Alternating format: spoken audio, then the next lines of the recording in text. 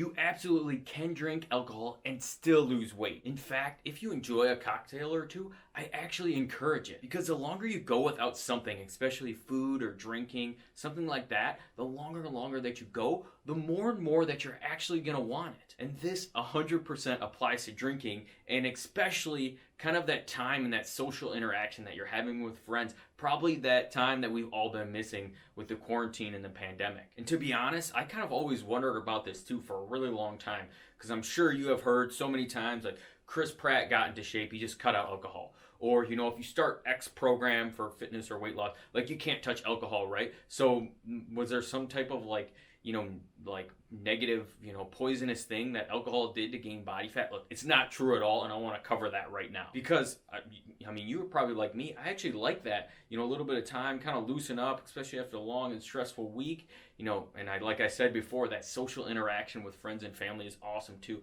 And having few of those drinks that taste amazing, whether it's wine, whether it's beer, whether it's like a mixed drink, they all taste great, and you can definitely have them and still lose weight. So I want to go over exactly what I do every single weekend if I want to enjoy myself, have a few drinks, and still stay on track with my weight and my health goals. The first thing, you've heard it time and time again from me, is going to be to plan a little bit, guys, okay? All you need to do is plan how many drinks you're going to have. Look, for me, the 1 or 2 thing doesn't really work if I'm going to go and enjoy myself. So if I want to have 5 or 6 drinks, guess what? I plan it out that I'm going to have that many. Because if I go 1 or 2...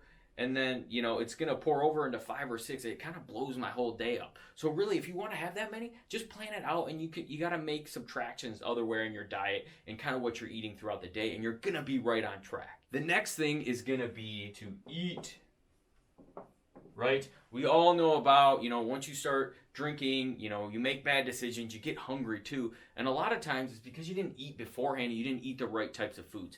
Eat really dense, it's protein, and eat a lot of vegetables. And that's going to be if you're going out to eat and that's what you have for your meal, awesome, do that. I would even do it beforehand, before you go out to eat. So that way when you do go and you want to eat, you're already out, you don't really feel like eating all the, a lot of people order appetizers and things. You're kind of be like, I just ate, I'm just here to have, my drinks that I really want to have and enjoy my time there. So that's really it. That's going to really keep you full. So that way you don't make those bad decisions. And last but not least is going to be water. Okay.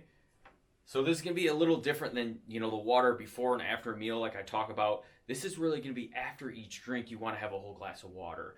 It's really going to kind of, ward off that dehydration, because when we do drink that and when you wake up, you have a headache and you have a hangover, a lot of times it's a dehydration piece. And if you're not drinking enough water as it is every day, you need to up that. But this really makes it a lot easier. It's kind of counterbalance your drinking. It's also going to pace yourself a little bit better, especially if you don't drink a lot, or if you're lightweight. Like if you drink without having that spacer in between, you can get, pretty drunk pretty fast. So it's really going to help with that too. So that's really it going forward. That's what I do every weekend. It allows me to have a blast and stay on track towards my health goals. Number one, I plan out how many drinks I'm going to have. Don't be shy there. Look, if you want to have 5, 6 drinks, do it. You should have fun.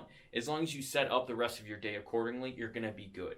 Next step, eat beforehand. Protein, vegetables, like protein is chicken, that's like a steak, that's eggs, there's so many pork, there's turkey, all of those things that are kind of those meats that are really dense and lean proteins with vegetables. Make sure that you're full so that when you do go out, you're not hungry. That's the biggest problem that we do is we go somewhere, maybe you're a little bit hungry, but then when you start drinking, it gets worse and worse. So make sure that you're full. Last but not least, drink a water before and after every single drink, which would just be after. Just do after, because it would be before and after. But that's going to really ward off that dehydration that causes that headache in the next morning.